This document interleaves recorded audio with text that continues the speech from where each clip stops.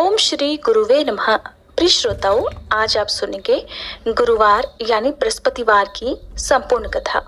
बृहस्पति देवता की कृपा से आप सभी के दुख दूर हों और आप सभी की मनोकामनाएं पूरी हों। आप सभी से अनुरोध है कि आज की इस कथा को आप पूरा जरूर सुनिएगा और बृहस्पति देवता का आशीर्वाद प्राप्त करने के लिए कमेंट बॉक्स में बृहस्पति देवता की जय लिखना मत भूलिएगा। श्री बृहस्पतिवार व्रत कथा। भारतवर्ष में एक प्रतापी और दानी राजा राज्य करता था। वह नित्य गरीबों और ब्राह्मणों की सहायता करता था। ये बात उसकी रानी को अच्छी नहीं लगती थी। वो न ही गरीबों को दान देती और न ही भगवान का पूजन करती थी और राजा को भी दान देने से मना किया करती थी। एक दिन राजा शिकार खेलने वन को गए हुए थे तो रानी महल में अकेली थी। उसी समय बृहस्पति देव साधु वेश में राजा के महल में भिक्षा के लिए गए और भिक्षा मांगी। रानी ने भिक्षा देने से इनकार कर दिया और कहा, हे साधु महाराज, मैं तो इस दान पुण्य से तंग आ गई हूँ। मेरा पति सारा धन लुटाते रहते हैं। मेरी इच्छा है कि हमारा धन नष्ट हो जाए, फिर ना रहेगा बांस, ना बजेगी बांसुरी। साधु ने कहा, देवी तुम तो बड़ी विचित्र हो। धन संतान तो सभी चाहते हैं, पुत्र और लक्ष्मी तो पापी के घर भी होने चाहिए। यदि तुम्हारे पास अधिक धन है तो भूखों को भोजन दो, प्यासों के लिए प्याऊ बनवाओ, मुसाफिरों के लिए धर्मशालाएं खुलवाओ। जो निर्धन अपनी कुंवारी कन्याओं का विवाह नहीं कर सकते उनका विवाह करा दो। ऐसे और कई काम हैं जिनके करने से तुम्हारा यश लोक परलोक में फैलेगा। परंतु रानी पर उपदेश का कोई प्रभाव न पड़ा। कहने लगी, महाराज आप मुझे कुछ मत समझाइए। मैं ऐसा धन नहीं चाहती जो हर जगह बांटती फिरूं। साधु ने उत्तर दिया कि यदि तुम्हारी ऐसी इच्छा है तो तथास्तु। तुम ऐसा करना कि बृहस्पतिवार को घर लीपकर पीली मिट्टी से अपना सिर धोकर स्नान करना, भट्टी चढ़ाकर कपड़े धोना। ऐसा करने से आपका सारा धन नष्ट हो जाएगा। इतना कहकर वह साधु महाराज वहां से आलोप हो गए। साधु के कहे अनुसार बातों को पूरा करते करते रानी को केवल 3 बृहस्पतिवार ही बीते थे कि उसकी समस्त धन संपत्ति नष्ट हो गई। अब भोजन के लिए राजा का परिवार तरसने लगा। तब एक दिन राजा ने रानी से कहा, हे रानी, तुम यहीं रहो, मैं दूसरे देश को जाता हूँ क्योंकि यहाँ पर सभी लोग मुझे जानते हैं, इसलिए मैं कोई छोटा काम नहीं कर सकता। ऐसा कहकर राजा परदेश चला गया। वहां वह जंगल से लकड़ी काट कर लाता और शहर में बेचता। इस तरह से वह अपना जीवन व्यतीत करने लगा। इधर राजा के परदेश जाते ही रानी और दासी दुखी रहने लगी। एक बार जब रानी और दासी को 7 दिन तक बिना भोजन के रहना पड़ा तो रानी ने अपनी दासी से कहा, हे दासी, पास ही के नगर में मेरी बहन रहती है, वह बड़ी धनवान है, तू उसके पास जा और कुछ ले आ ताकि थोड़ी बहुत गुजर बसर हो जाए। दासी रानी की बहन के पास गई। उस दिन गुरुवार था और रानी की बहन उस समय बृहस्पतिवार व्रत की कथा सुन रही थी। दासी ने रानी की बहन को अपनी रानी का संदेश दिया, लेकिन रानी की बहन ने कोई उत्तर नहीं दिया। जब दासी को रानी की बहन से कोई उत्तर नहीं मिला तब वह बहुत दुखी हुई। उसे क्रोध भी आया। दासी ने वापस आकर रानी को सारी बात बता दी। सुनकर रानी ने अपने भागी को कोसा। उधर रानी की बड़ी बहन ने सोचा कि मेरी बहन की दासी आई थी, परंतु मैं उससे नहीं बोली, इससे वह बहुत दुखी हुई होगी। कथा सुनकर और पूजन समाप्त करके वह अपनी बहन के घर आई और कहने लगी, हे बहन, मैं बृहस्पतिवार का व्रत कर रही थी। तुम्हारी दासी मेरे घर आई थी, परंतु जब तक कथा होती है तब तक न तो उठते हैं और न ही बोलते हैं, इसलिए मैं नहीं बोली। कहो दासी क्यों गई थी? रानी बोली, बहन तुमसे क्या छुपाऊं, हमारे घर में खाने तक को अनाज नहीं था। ऐसा कहते कहते रानी की आंखें भर आई। उसने दासी समेत पिछले 7 दिनों से भूखे रहने की बात अपनी बहन को विस्तार पूर्वक सुना दी। रानी की बहन बोली, देखो बहन, भगवान बृहस्पति देव सबकी मनोकामना पूर्ण करते हैं। देखो शायद तुम्हारे घर में अनाज रखा हो। पहले तो रानी को विश्वास नहीं हुआ, पर बहन के आग्रह करने पर उसने अपनी दासी को घर के अंदर भेजा तो उसे सचमुच अनाज से भरा हुआ एक घड़ा मिल गया। ये देखकर दासी को बड़ी हैरानी हुई। दासी रानी से कहने लगी, हे रानी, जब हमको भोजन नहीं मिलता तो हम व्रत ही तो करते हैं, इसलिए क्यों ना इनसे व्रत की कथा और विधि पूछ ली जाए ताकि हम भी व्रत कर सकें। तब रानी ने अपनी बहन से बृहस्पतिवार व्रत के बारे में पूछा। उसकी बहन ने बताया, बृहस्पतिवार के व्रत में चने की दाल और मुनक्का से विष्णु भगवान का केले की जड़ में पूजन करे, दीपक जलाए, व्रत कथा सुने और पीला भोजन ही करे। इससे बृहस्पति देव प्रसन्न होते हैं। व्रत और पूजन विधि बताकर रानी की बहन अपने घर को लौट गई। 7 दिन के बाद जब गुरुवार आया तो रानी और दासी ने व्रत रखा। घुड़साल में जाकर चना और गुड़ लेकर आई, फिर उससे केले की जड़ तथा विष्णु भगवान का पूजन किया। अब पीला भोजन कहाँ से आए, इस बात को लेकर दोनों बहुत दुखी थे। क्योंकि उन्होंने व्रत रखा था इसलिए बृहस्पति देव उनसे प्रसन्न थे। इसलिए वे एक साधारण व्यक्ति का रूप धारण कर 2 थालों में सुंदर पीला भोजन दासी को दे गए। भोजन पाकर दासी प्रसन्न हुई और फिर रानी के साथ मिलकर भोजन ग्रहण किया। उसके बाद वे सभी गुरुवार को व्रत और पूजन करने लगी। बृहस्पति भगवान की कृपा से उनके पास फिर से धन संपत्ति आ गई, परंतु रानी फिर से पहले की तरह आलस्य करने लगी।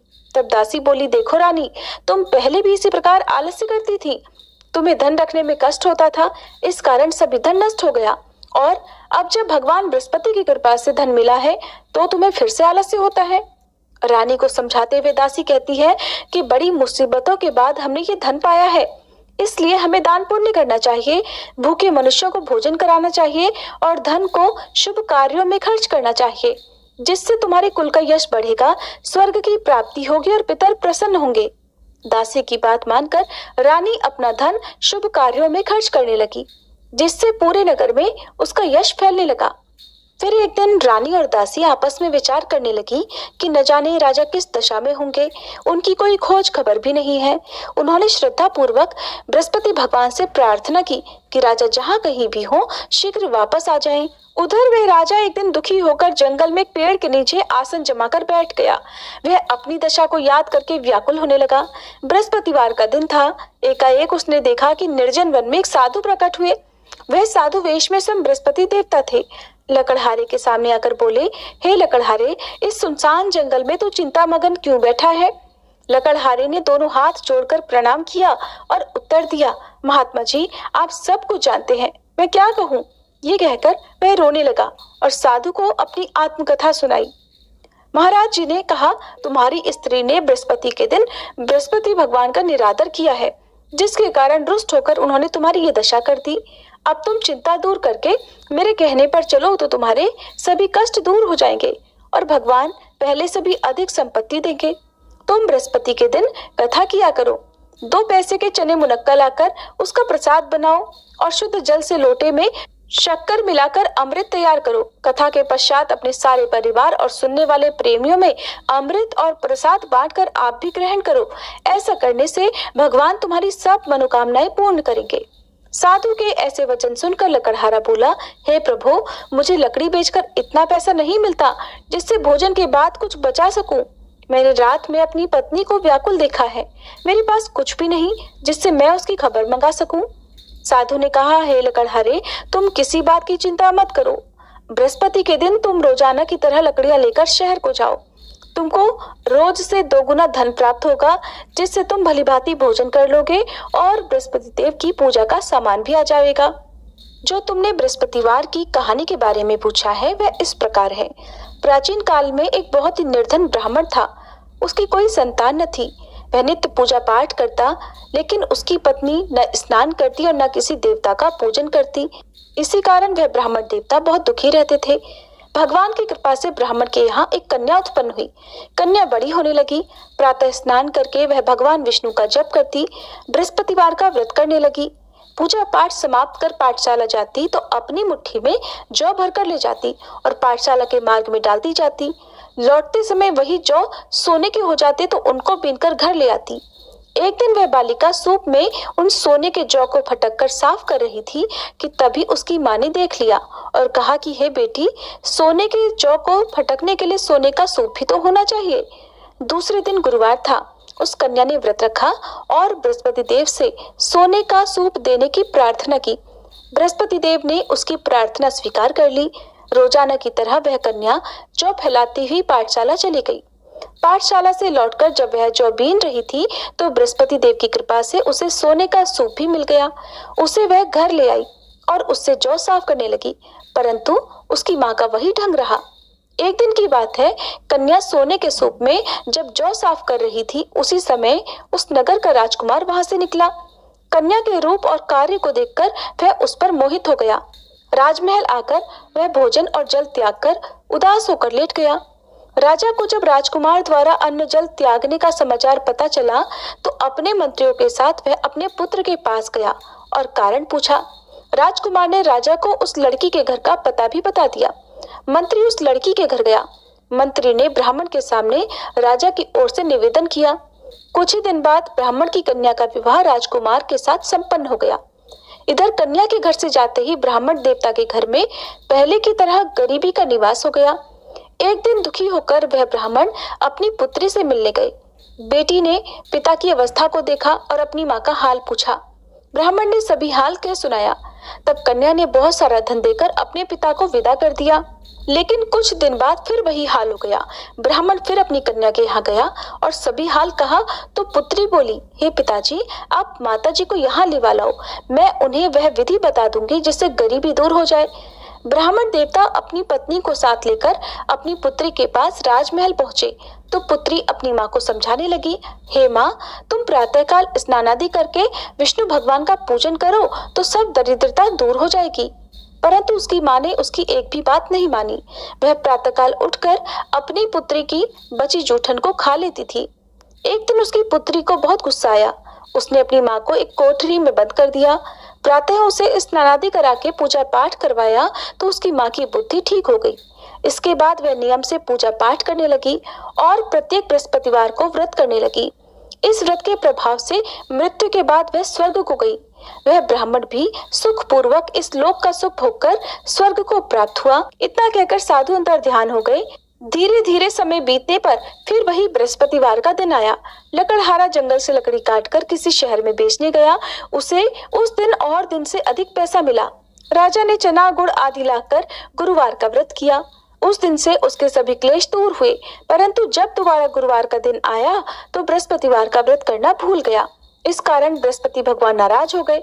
उस दिन उस नगर के राजा ने विशाल यज्ञ का आयोजन किया था और शहर में ये घोषणा कर दी कि कोई भी मनुष्य अपने घर में भोजन न बनाए, न आग जलाए। समस्त जनता मेरे यहाँ भोजन करने आए। इस आज्ञा को जो न मानेगा उसे फांसी की सजा दी जाएगी। इस तरह की घोषणा संपूर्ण नगर में करवा दी गई। राजा की आज्ञा अनुसार शहर के सभी लोग भोजन करने गए, लेकिन लकड़हारा कुछ देर से पहुंचा, इसलिए राजा उसको अपने साथ घर लिवा ले गए और ले जाकर भोजन करा रहे थे तो रानी की दृष्टि उस खूंटी पर पड़ी जिस पर उसका हार लटका हुआ था। वह वहां पर नहीं दिखाई दिया। रानी ने निश्चय किया कि मेरा हार इसी मनुष्य ने चुरा लिया है। उसी समय सिपाहियों को बुलाकर उसको कारागार में डलवा दिया। जब लकड़हारा कारागार में पड़ गया और बहुत दुखी होकर विचार करने लगा कि न जाने कौन से पूर्व जन्म के कर्म से मुझे यह दुख प्राप्त हुआ है, और उसी साधु को याद करने लगा जो कि जंगल में मिला था। उसी समय तत्काल बृहस्पति देव साधु के रूप में प्रकट हुए और उसकी दशा को देखकर कहने लगे, अरे मूर्ख, तूने बृहस्पति देव की कथा नहीं करी, इस कारण तुझे ये दुख प्राप्त हुआ है। अब चिंता मत कर, बृहस्पतिवार के दिन कारागार के दरवाजे पर 4 पैसे पड़े मिलेंगे। उनसे तू बृहस्पति देव की पूजा करना, तेरे सभी कष्ट दूर हो जाएंगे। बृहस्पति के दिन उसे 4 पैसे मिले। लकड़हारे ने कथा कही। उसी रात को बृहस्पति देव ने उस नगर के राजा को स्वप्न में कहा, हे राजा, तुमने जिस आदमी को कारागार में बंद कर दिया है वह निर्दोष है, वह राजा है, उसे छोड़ देना। रानी का हार उसी खूंटी पर लटका है। अगर तू ऐसा नहीं करेगा तो मैं तेरे राज्य को नष्ट कर दूंगा। इस तरह रात के स्वप्न को देखकर राजा प्रातःकाल उठा और खूंटी पर हार देखकर लकड़हारे को बुलाकर क्षमा मांगी और लकड़हारे को योग्य सुंदर वस्त्र आभूषण देकर विदा कर दिया। बृहस्पति देव की आज्ञा अनुसार लकड़हारा अब अपने नगर को चल दिया। राजा जब अपने नगर के निकट पहुंचा तो उसे बड़ा आश्चर्य हुआ। नगर में पहले से अधिक बाग, तालाब, कुएं तथा बहुत सी धर्मशाला, मंदिर आदि बन गई हैं। राजा ने पूछा, ये किसका बाग और धर्मशाला है? तब नगर के सब लोग कहने लगे, ये सब रानी और बांदी के हैं। तो राजा को आश्चर्य हुआ और गुस्सा भी आया। जब रानी ने ये खबर सुनी कि राजा आ रहे हैं तो उन्होंने बांदी से कहा, हे दासी, देख, राजा हमको कितनी बुरी हालत में छोड़ गए थे। हमारी ऐसी हालत देखकर वो लौट ना जाए, इसलिए तू दरवाजे पर खड़ी हो जा। आज्ञा अनुसार दासी दरवाजे पर खड़ी हो गई। राजा आए तो उन्हें अपने साथ लिवा लाई। तब राजा ने क्रोध करके अपनी रानी से पूछा कि ये धन तुम्हें कैसे प्राप्त हुआ है? तब उन्होंने कहा, हमें ये सब धन बृहस्पति देव के इस व्रत के प्रभाव से प्राप्त हुआ है। अब राजा ने निश्चय किया कि 7 रोज बाद तो सभी बृहस्पति देव का पूजन करते हैं, परंतु मैं प्रतिदिन दिन में 3 बार कहानी और रोज व्रत किया करूंगा। अब हर समय राजा के दुपट्टे में चने की दाल बंधी रहती और दिन में 3 बार कहानी कहता। एक रोज राजा ने विचार किया कि चलो अपनी बहन के यहाँ हो आए। इस तरह निश्चय कर राजा घोड़े पर सवार होकर अपनी बहन के यहाँ को चलने लगा। मार्ग में उसने देखा कि कुछ आदमी एक मुर्दे को लिए जा रहे हैं। उन्हें रोककर राजा कहने लगा, अरे भाइयों, मेरी बृहस्पति देव की कथा सुन लो। वे बोले, लो, हमारा तो आदमी मर गया है, इसको अपनी कथा की पड़ी है। परंतु कुछ आदमी बोले, अच्छा कहो, हम तुम्हारी कथा भी सुनेंगे। राजा ने दाल निकाल ली और जब कथा आधी हुई थी कि मुर्दा हिलने लग गया, और जब कथा समाप्त हो गई तो राम राम करके वह मनुष्य उठकर खड़ा हो गया। आगे मार्ग में उसे एक किसान खेत में हल चलाता मिला। राजा ने उसे देखा तो उससे बोले, अरे भैया, तुम मेरी बृहस्पतिवार की कथा सुन लो। किसान बोला, जब तक मैं तेरी कथा सुनूंगा तब तक 4 हरैया जोत लूंगा। जा, अपनी कथा किसी और को सुनाना। इस तरह राजा आगे चलने लगा। राजा के हटते ही बैल पछाड़ खाकर गिर गए और उस किसान के पेट में बड़ी जोर का दर्द होने लगा। उसी समय उसकी माँ रोटी लेकर आई। जब उसने ये देखा तो अपने पुत्र से सब हाल पूछा और बेटे ने सभी हाल कह दिया। तो बुढ़िया दौड़ी दौड़ी उस घुड़सवार के पास गई और उससे बोली कि मैं तेरी कथा सुनूंगी, तू अपनी कथा मेरे खेत पर चलकर ही कहना। राजा ने बुढ़िया के खेत पर जाकर कथा कही, जिसके सुनते ही बैल उठ खड़े हुए और किसान के पेट का दर्द भी बंद हो गया। राजा अपनी बहन के घर पहुंचा। बहन ने भाई की खूब मेहमानी की। दूसरे रोज प्रातःकाल राजा जगा तो वह देखने लगा कि सब लोग भोजन कर रहे हैं। राजा ने अपनी बहन से कहा, ऐसा कोई मनुष्य है जिसने भोजन ना किया हो, मेरी बृहस्पतिवार की कथा सुन ले। बहन बोली, है भैया, ये देश ऐसा ही है। पहले यहाँ लोग भोजन करते हैं, बाद में अन्य काम करते हैं। अगर कोई पड़ोस में हो तो देखाऊं। वो ऐसा कहकर देखने चली गई, परंतु उसे ऐसा कोई व्यक्ति नहीं मिला जिसने भोजन ना किया हो। अतः वह एक कुम्हार के घर गई जिसका लड़का बीमार था। उसे मालूम हुआ कि उनके यहाँ 3 रोज से किसी ने भोजन नहीं किया है। रानी ने अपने भाई की कथा सुनने के लिए कुम्हार से कहा। वह तैयार हो गया। राजा ने जाकर बृहस्पतिवार की कथा कही, जिसको सुनकर उसका लड़का ठीक हो गया। अब तो राजा की प्रशंसा होने लगी। एक दिन राजा ने अपनी बहन से कहा, हे बहन, अब हम अपने घर को जाएंगे, तुम भी तैयार हो जाओ। राजा की बहन ने अपनी सास से कहा। सास ने कहा, हाँ चली जा, परंतु अपने लड़कों को मत ले जाना, क्योंकि तेरे भाई की कोई संतान नहीं है। बहन ने अपने भैया से कहा, हे भैया, मैं तो चलूंगी, पर कोई बालक नहीं जाएगा। राजा बोला, जब कोई बालक नहीं जाएगा तब तुम भी जाकर क्या करोगी। बड़े दुखी मन से राजा अपने नगर को लौट आया। राजा ने अपनी रानी से कहा, हम निर्वंशी राजा हैं, हमारा मुंह देखने का धर्म नहीं है और कुछ भोजन आदि नहीं किया। रानी बोली, हे प्रभु, बृहस्पति देव ने हमें सब कुछ दिया है, वह हमें संतान अवश्य देंगे। उसी रात को बृहस्पति देव ने राजा से स्वप्न में कहा, हे राजा, उठ, सभी सोच त्याग दे, तेरी रानी गर्भ से है। राजा को ये बात सुनकर बड़ी खुशी हुई। 9वें महीने में उसके गर्भ से एक सुंदर पुत्र पैदा हुआ। तब राजा बोला, हे रानी, स्त्री बिना भोजन के रह सकती है, पर बिना कहे नहीं रह सकती। जब मेरी बहन आए तब तुम मुझसे कुछ मत कहना। रानी ने सुनकर हाँ कर दिया। जब राजा की बहन ने ये शुभ समाचार सुना तो वह बहुत खुश हुई और बधाई लेकर अपने भाई के यहाँ आई। तभी रानी ने कहा, घोड़ा चढ़कर तो नहीं आई, गधा चढ़ी आई। राजा की बहन बोली, भाभी, मैं इस प्रकार न कहती तो तुम्हें संतान कैसे मिलती। बृहस्पति देव ऐसे ही हैं, जैसे जिसके मन में कामनाएं हैं सभी को पूर्ण करते हैं। जो सद्भावना पूर्वक बृहस्पतिवार का व्रत करता है और कथा पढ़ता है अथवा सुनता है, दूसरों को सुनाता है, बृहस्पति देव उसकी सभी मनोकामनाएं पूर्ण करते हैं। प्रेम से बोलिए बृहस्पति देवता की जय। प्रिय श्रोताओं, अब सुनिए बृहस्पति देवता की आरती। ओम जय बृहस्पति देवा, स्वामी जय बृहस्पति देवा, छिन छिन भोग लगाऊं, कदली फल मेवा। ओम जय बृहस्पति देवा, तुम पूर्ण परमात्मा, तुम अंतर्यामी, स्वामी तुम अंतर्यामी। जगत पिता जगदीश्वर, जगत पिता जगदीश्वर, तुम सबके स्वामी। ओम जय बृहस्पति देवा। चरणामृत निज निर्मल सब पातक हरता, स्वामी सब पातक हरता। सकल मनोरथ दायक, सकल मनोरथ दायक, कृपा करो भरता। ओम जय बृहस्पति देवा। तन मन धन अर्पण कर जो जन शरण पड़े, स्वामी जो जन शरण पड़े। प्रभु प्रकट तब हो कर, प्रभु प्रकट तब हो कर, आकर द्वार खड़े। ओम जय बृहस्पति देवा। दीन दयाल दयानिधि भक्तन हितकारी, स्वामी भक्तन हितकारी। पाप दोष सब हरता, पाप दोष सब हरता, भव बंधन हारी। ओम जय बृहस्पति देवा। सकल मनोरथ दायक सब संशय तारो, स्वामी सब संशय तारो। विषय विकार मिटाओ, विषय विकार मिटाओ, संतन सुखकारी। ओम जय बृहस्पति देवा। जो कोई आरती तेरी प्रेम सहित गावे, स्वामी प्रेम सहित गावे। ज्येष्ठानंद बंद सो सो निश्चय पावे। ओम जय बृहस्पति देवा। ओम जय बृहस्पति देवा, स्वामी जय बृहस्पति देवा। छिन छिन भोग लगाऊं कदली फल मेवा। ओम जय बृहस्पति देवा।